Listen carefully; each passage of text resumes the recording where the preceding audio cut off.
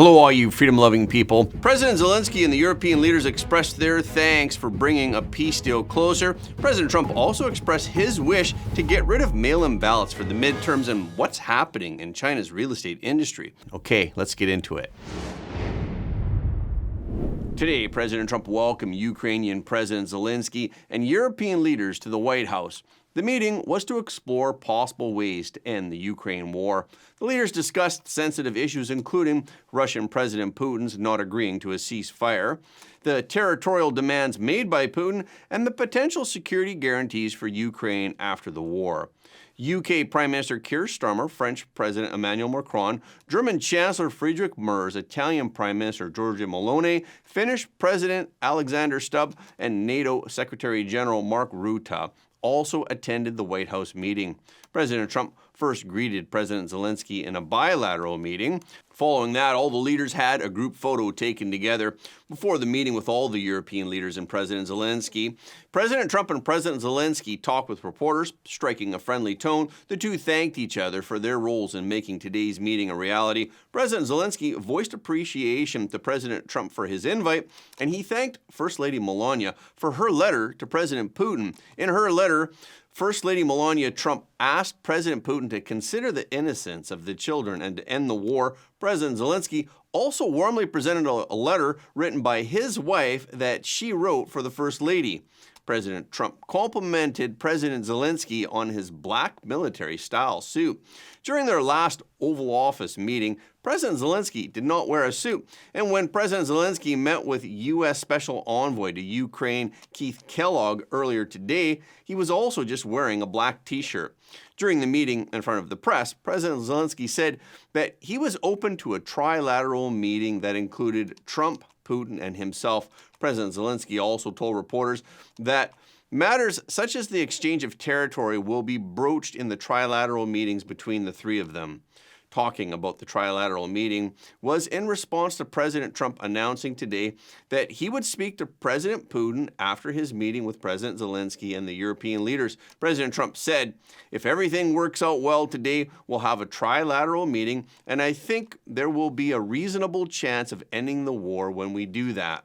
President Zelensky also said that elections would be held in Ukraine after the war. He said, we need a truce, yes, everywhere in the battlefield, in the sky and the sea, to make possible for people to do democratic, open, legal elections. President Trump also stated that there's no need for a ceasefire between Russia and Ukraine before striking a peace deal. I don't think you need a ceasefire. You know, if you look at the 6 deals that I settled this year, they were all at war. I didn't do any ceasefires.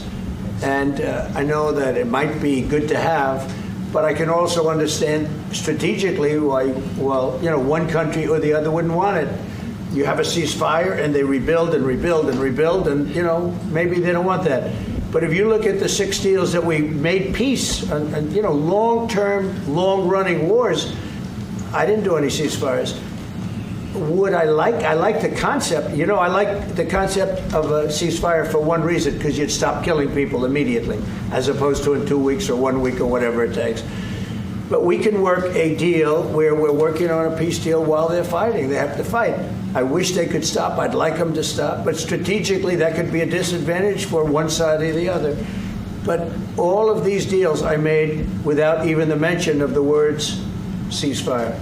During the meeting with all the leaders present, however, German Chancellor Merz said that he would like to see a ceasefire from the next meeting, which should be a trilateral meeting wherever it takes place. In response, President Trump said, "All of us would obviously prefer an immediate ceasefire while we work on a lasting peace, and maybe something like that could happen. As of this moment, it's not happening." He also said that Europe is ready to provide Ukraine with security guarantees, and Washington would help with this. And Prime Minister Keir Starmer also expressed his thanks. Today will be seen as a very important day in recent years in relation to a conflict which has gone on for 3 and a bit years, and so far nobody's been able to bring it to this point, so I thank you for that. And after the meeting, President Trump wrote on Truth Social saying, "At the conclusion of the meetings, I called President Putin and began the arrangement for a meeting at a location to be determined between President Putin and President Zelensky. After that meeting takes place, we will have a trilat, which would be the 2 presidents plus myself." The meetings today followed the Alaska summit on Friday between President Trump and President Putin, which did not result in a ceasefire between Russia and Ukraine. But after the summit, President Trump did express optimism and stated that both sides made some headway toward resolving the 3.5-year war. After the summit, President Trump also told President Zelensky and European leaders that President Putin demanded the Donbas region of eastern Ukraine as a condition for ending the war. And in exchange, President Putin offered to freeze the front line in the southern regions of Kherson and Zaporizhia. Donbas, which is made up of the Luhansk and Donetsk provinces, has been the focal point of the conflict since 2014. Right now, Russia controls nearly all of Luhansk and roughly 70% of Donetsk. After the summit with President Trump, President Putin said that he respected the Americans' efforts to try and end the war, but the root causes must be eliminated first. Protecting the Russian-speaking population in Crimea and southeast Ukraine is often cited by Russia as one of the root causes to justify their war in Ukraine. But President Zelensky said that Ukraine would reject any proposal to cede Donbas. Later, in an interview with Fox News host Sean Hannity after the summit, President Trump said that his advice to Zelensky would be to make a deal. Last night, President Trump also wrote on Truth Social that President Zelensky of Ukraine can end the war with Russia almost immediately if he wants to, or he can continue to fight. Remember how it started. No getting back Obama given Crimea 12 years ago without a shot being fired, and no going into NATO by Ukraine. Some things never change. Today, President Trump announced that he would work to eliminate mail-in ballots and that he would sign an executive order to help bring honesty to the 2026 midterm elections. President Trump wrote on Truth Social that the mail-in ballot hoax using voting machines that are a complete and total disaster must end now. President Trump also said that he wants to get rid of voting machines, which he described as inaccurate and expensive. President Trump then said that states must do what the federal government, as represented by the President of the United States, tells them for the good of our country to do. For years, President Trump has criticized mail-in voting. President Trump argues that mail-in voting is rife with fraud and it prolongs election outcomes. The latest remarks made by President Trump came after he said that President Putin also had discussed the voting issue during their Alaska summit. But Vladimir Putin, smart guy, said you can't have an honest election with mail-in voting. And he said there's not a country in the world that uses it now. Oh, I would love to see election reform. Well, we have to do it. I don't know why we're not doing it. No, You bring it up. The cleanup operations in D.C. are still in progress, and as of now, according to Attorney General Pam Bondi, more than 300 people have been arrested following the federal takeover of law enforcement for the D.C. Police Department. Yesterday, Bondi said that 68 people were arrested overnight on Saturday, and this raised the total number of arrests to more than 300. According to FBI Director Kash Patel, those who are arrested face charges including assault on a federal officer, aggravated assault, felony grand larceny, and driving under the influence. At the beginning of the cleanup operations, Bondi appointed DEA Administrator Terry Cole as the Emergency Police Commissioner of D.C. And on Friday, she granted Cole full authority over the MPD. But then D.C. Attorney General Brian Schwalb sued the Trump administration for giving full authority to Cole. Schwalb alleged that the federal government violated the Home Rule Act by attempting to replace MPD Chief Pamela Smith. In response, U.S. District Judge Anna Reyes scheduled a hearing on the same day to determine whether to grant a temporary restraining order and suspend Bondi's order. In the hearing, Judge Reyes allowed the two sides to discuss over an hour-long break to reach an agreement that would reshape the order made by Bondi in a way that would not allegedly violate the Home Rules Act requirements. So Bondi revised her order. Justice Department Attorney Yakov Roth indicated that the government would withdraw the order for Cole to be the emergency commissioner and instead empower Cole as a liaison between Bondi and the MPD. So in her updated order, Bondi stated that Cole would serve as her designee at the MPD and allow MPD Smith to remain in charge of its operations. The new order by Bondi will still require D.C. Mayor Muriel Bowser to assist with enforcing federal immigration law and for locating illegal immigrants. Chad Gilmartin, the spokesperson for Bondi's office, said that the revised order is stronger than the initial order. Gilmartin explained because instead of requiring D.C. to rescind just one MPD order, Pam Bondi has now required full cooperation with federal immigration authorities. In our last video, we talked about how the Chinese Communist Party had deprived the people of their private property since it came to power by artificially restricting their right to build and buy houses. Then, when the Chinese people were finally able to own their own home in the 1990s, what we saw was a barbaric land grab. Wai Qian, the founder of China's real estate giant Evergrande, earned his first fortune from developing Judao Gardens. But this amount of money was far from enough in the real estate industry. However, from this successful operation, he realized that it's possible to be successful in real estate even without having a lot of money of your own to invest. So he threw himself wholeheartedly into this emerging industry. Undeniably, Wai Qian was very talented in business. Evergrande Real Estate's first project was targeted at a plot of land on Guangzhou Industrial Avenue. It was originally the site of the Guangzhou pesticide factory. This project would later become known as Jinbai Garden. At the time, this was an industrial area. It was heavily polluted and lacking in municipal infrastructure. Therefore, the selling price was relatively low. However, even so, it was not affordable for Wai Qian, who had just entered the real estate industry. At this point, you may be wondering, since the down payment for this land had not yet been paid, it could not be considered Wai Qian's property. How can he use something that does not belong to him as collateral to apply for a loan?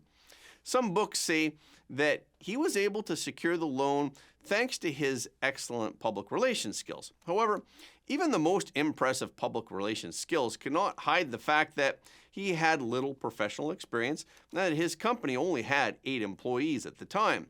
Furthermore, his company did not even have the right to use the land. According to information shared by many others later, in such cases, the loan was granted either because the applicant had powerful people behind him or because they shared the money with the person who approved the loan. In either case, after acquiring the land, he asked the builders to collect the construction charges after the building was completed. So these apartments in Jinbai Garden replicated the successful model of Judao Garden. These apartments were sold out on the day they were completed. Wai Qian was thus able to repay the land and construction costs quickly. In this way, Evergrande used other people's money to develop real estate. It used bank loans to purchase land, construction companies' money to build the buildings, and customers' money to repay those debts. Then, it borrowed more money to purchase new land and build new buildings. Evergrande then continued to grow according to this model. And this practice was not exclusive to Evergrande. All Chinese real estate companies did the same at that time. Westerners only see the huge profits in China's real estate industry, but the backroom operations involved are something that people in the civilized world still never understand. These profits are not obtained through legitimate business operations. During this period, Evergrande was by no means the only successful real estate developer in China. There were also other big names such as Vanke, Wanda Group, and Country Garden. But from Wai Qian's success, we can see the rapid development of China's real estate industry driven by 2 factors. First, the encouragement of government policies. Second, the deep-rooted obsession of the Chinese people with owning a home. No place to live and not enough private space are 2 of the painful memories for Chinese people who were born before 1988. Just as people who have experienced hunger like to store food, Chinese people like to buy real estate properties. Once they have one to live in, they start buying a second one for their children to live in after they get married. If they have more money, they buy a third one to rent it out. In 2010, the Beijing government realized that the real estate industry was overheating and began to try and control the bubble so that it would not expand too quickly. For example, in 2010, the government stipulated that each family could only purchase one apartment. In 2013, a new policy was introduced to increase the tax on profits from the sale of real estate properties by 20%, whereas before it was only 1% tax that was levied. In 2016, the government announced a new policy stating that housing is for living, not for trading. This policy was aimed at cracking down on speculative practices that treat real estate as a financial product. The overall environment for the real estate industry began to tighten. Land resources also rapidly decreased due to nearly 2 decades of development. In fact, at that time, China's real estate industry had already begun to decline. This is because the business model of companies such as Evergrande can only be sustained when housing prices continue to rise. Once housing prices stagnate or fluctuate, the company will fall into trouble. So real estate companies immediately began adjusting their strategies. Wanda began to divest itself of real estate. Vanke, whose revenue exceeded that of Evergrande, began to pursue a cash is king policy. They publicly declared that the company's primary goal going forward was just to survive. Evergrande, however, saw a different path to survival. Starting in 2010, Evergrande diversified its business. In addition to real estate, Weiqian began investing in tourism, mineral water, hotels, soccer clubs, entertainment and culture, plastic surgery hospitals, finance, insurance, and even electric vehicles, among many other unrelated fields. Many people may find it strange that if real estate profits are so high and that development requires a lot of capital, why didn't Weiqian invest all his funds in real estate development instead of other industries? This was because Weiqian felt that real estate was no longer a good business. He wanted to find other industries to serve as new sources of capital.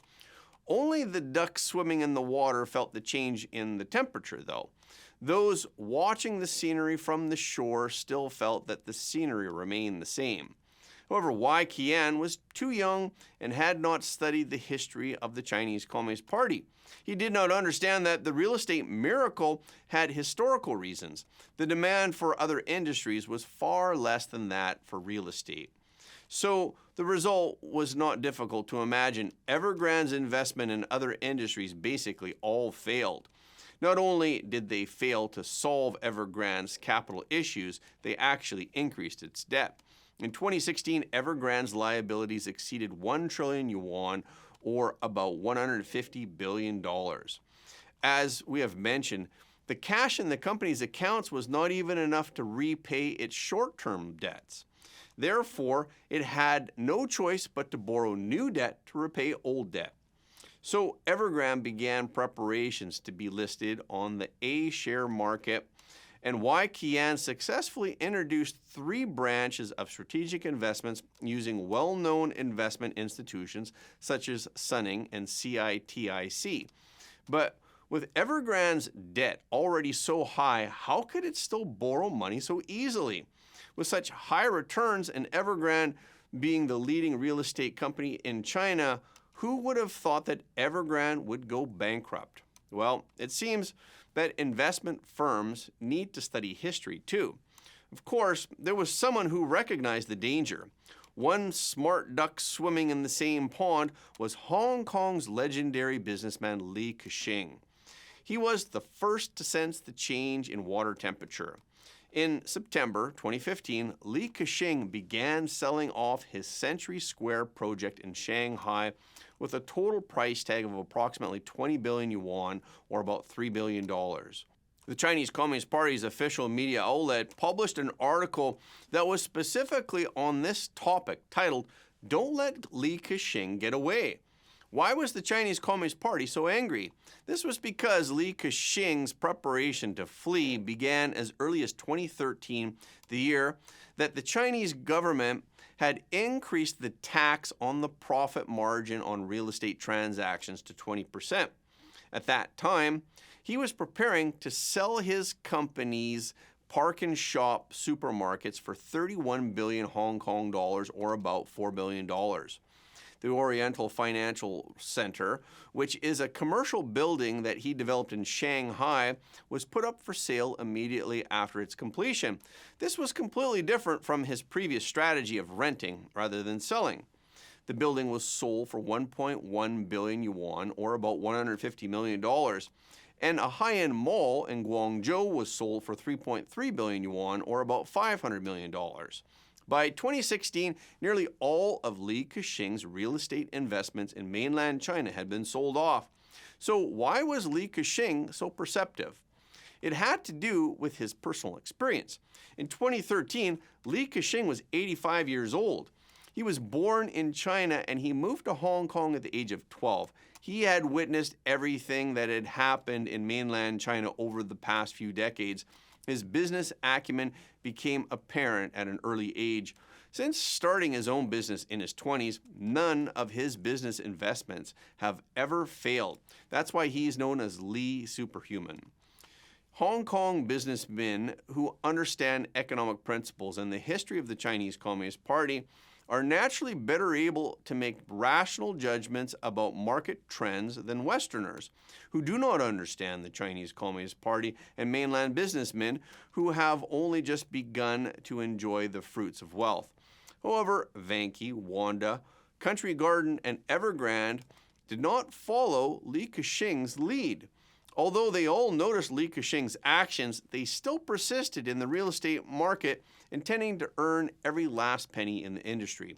Of course, the current situation has proven that earning every last penny in the industry often comes at a huge cost.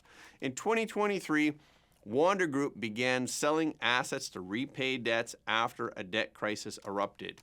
In 2024, Wanda founder Wong Jin Lin sold nearly 26 Wanda plazas and transferred overseas assets such as Legendary Entertainment and Sunseeker Yachts. By May of this year, Wong Jin Lin had sold 48 Wanda plazas in one single transaction. On August 19, 2023, Country Garden was removed from the Hang Seng Index component stocks for failing to pay two bond interest payments of $22.5 million on time. That year, Country Garden's stock price fell to only 1 yuan, or about 15 cents. Vanke is the most secure of these real estate companies because it has a state-owned enterprise background. The Beijing government once ordered 12 banks to jointly rescue Vanke and assist in its overcoming its debt default crisis. Despite this, Vanke reported a record net loss of approximately $6.2 billion in 2024. And as early as May 23, 2024, Fitch Ratings had already downgraded Vanke's rating to BB. So when will China's real estate market emerge from its slump? I believe you now have your answer. And that's a wrap for this episode. Thank you so much for your support of Front Page. Please remember to leave a comment below the video. This is really helping us to be seen all around the world. The more people who watch Front Page, the more freedom-loving people the world will have. And please hit the like button and hit the notification bell after subscribing. And please share this video with your friends and family, because everybody deserves to know the truth.